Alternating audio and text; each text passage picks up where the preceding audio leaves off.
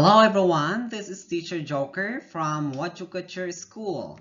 I am teaching under the English program and also I'm the homeroom teacher of grade 5/1.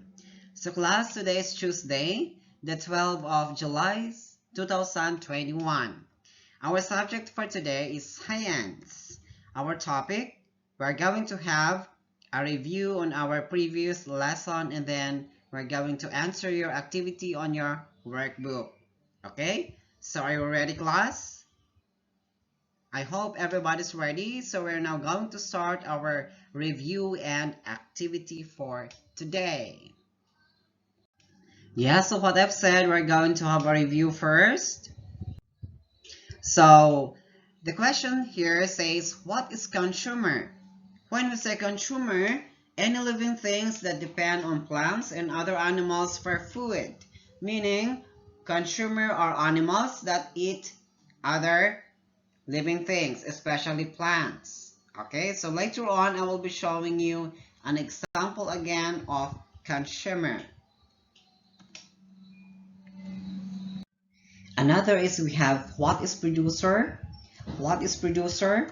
When we say producer, these are autotrophs. And when we say autotrophs, these are living things that make or use the energy of the sun to make their own food.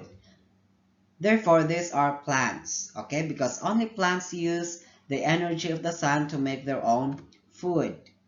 Also, they make up the first level of every food chain, okay? And also, we also learned before the classification of consumers based on what they eat.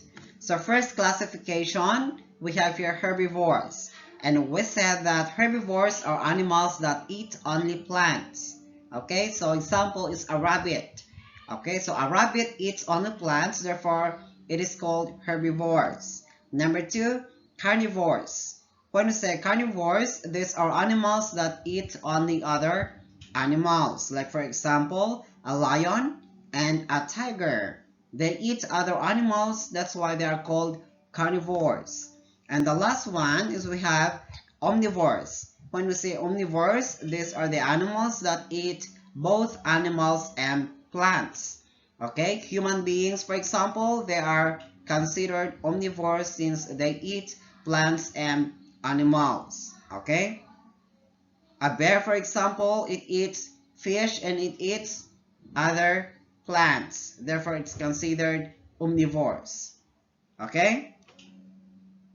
And lately, class, we also learn what is food chain.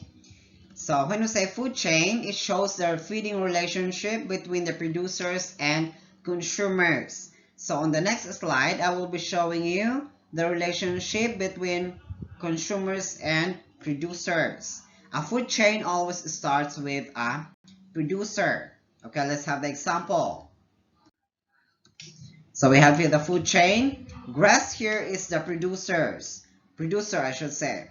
Why? Because the grass produces food to the other animals, and these animals are called consumers. Why? They are called consumers because they eat the producer, which is the grass. Example, we have here the grasshopper. The grasshopper eats the grass. The bird eats the grasshopper. And the eagle eats the bird. Okay?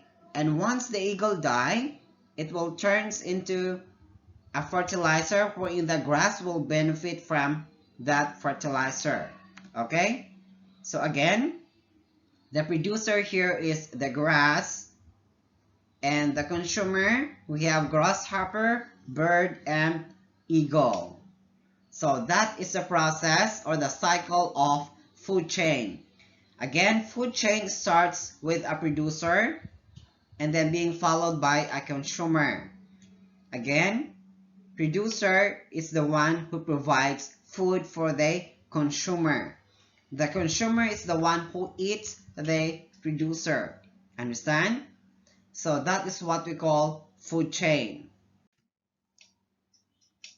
Now let's have your activity for today. Are you ready?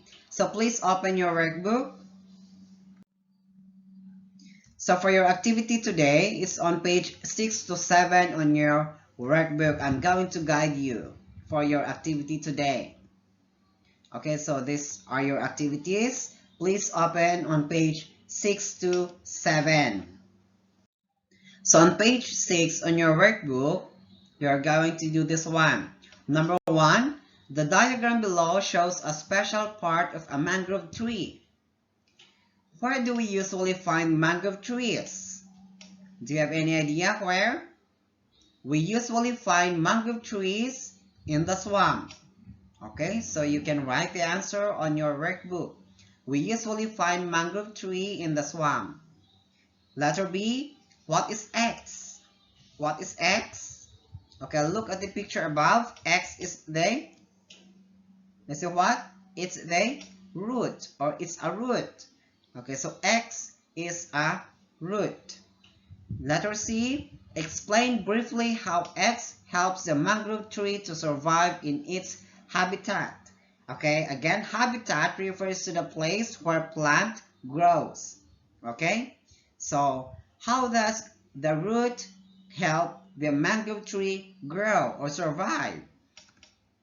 The roots absorb water and minerals from the ground. Okay, so as what we learned before, the roots absorb water and minerals from the ground and then distribute to the different parts of the plant.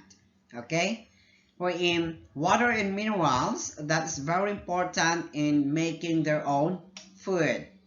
So that's what root can do to make the mangrove tree survive. Okay, so write those answers on your workbook.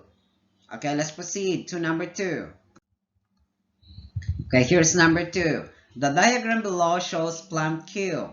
What is plant Q? Do you have any idea what is this? Okay, class, this is what we call pitcher plant. This is called pitcher plant. Okay, so the plant in the picture is called pitcher plant. Next one, why is plant Q a carnivorous plant? Again, when we say carnivorous plant, these are the plants that can eat insects. Okay, so why is it plant Q, or why is it pitcher plant is considered carnivorous plant? Pitcher plant is a carnivorous plant because it eats insects. Okay, letter C, where does plant Q grow? Pitcher plant grows in a wetlands like swamps and forest. Okay, so they like to grow on wetlands like forest. Letter D, how does plant Q adapt to its environment? Pitcher plant has got water, so it can survive for a long time even during summer. It grows in a wetland because it likes water. Okay, so that's how pitcher plant adapt its environment.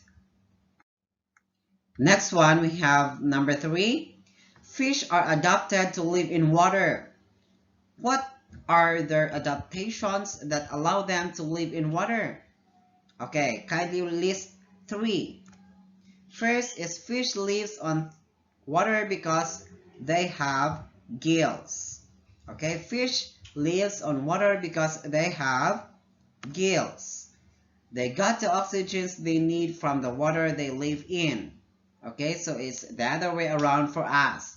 We get the oxygen in our environment, while the fish, they get the oxygen they need from the water.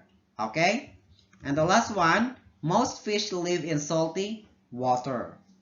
So that's the adaptations that allow fish to live in water.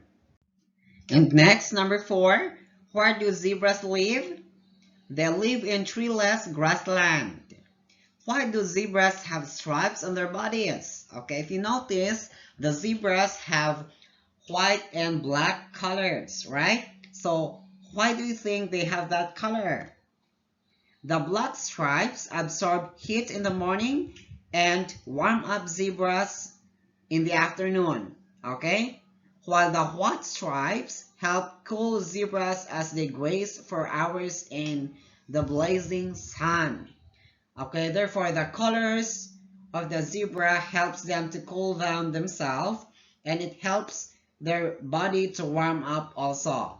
So that's the reason why zebra have stripes on their bodies. Okay, again, the zebra have black stripes on their body because it helps them to absorb heat and warm up their bodies, while the white stripes help them to cool down themselves. Okay, especially if they are under the sun. So that's the reason why zebras have stripes color on their bodies. Letter C. What does camouflage mean? Again, what does camouflage mean? Camouflage. Okay, what does it mean by camouflage? Camouflage is used by organisms to mask their location, identity, and movement. Like for example, we have the lizard over there. Can you see the lizard? They have the same color, right, on the trunk of the tree. Therefore, sometimes we cannot determine that there is an animal over there because of they can camouflage their color. They can change their color based on their environment or the color of the environment. Okay, so since the color of the trunk is brown, they can change their body color into brown. So that is what we call camouflage. Next one, letter D. Name an animal that can change its color according to its surroundings. So aside from the lizard that I showed you a while ago, an owl, snake, and butterfly can change its color according to its surrounding. Okay, take a look. See, butterfly can change its color also. It depends on its environment. If its surrounding or the environment is green, the butterfly can change its color into green. Another is a snake. A snake can change its color also, but not all snake and not all butterfly can do. Okay? So if the snake lives on a green areas, like for example in a plant, then its color is color green. Okay? So it depends on where they live. Another is an owl. Okay, same with the lizard a while ago. Since the color of the trunk of the tree is brown, it can change its color into brown. Okay, so these are the animals that can change their color according to their surroundings or environment. Understood? Okay, class, so that's all for today. So kindly do your activity now on your workbook. So write now the answers on your workbook. Okay, so let's call it a day. Thank you for listening, class, and see you again next meeting.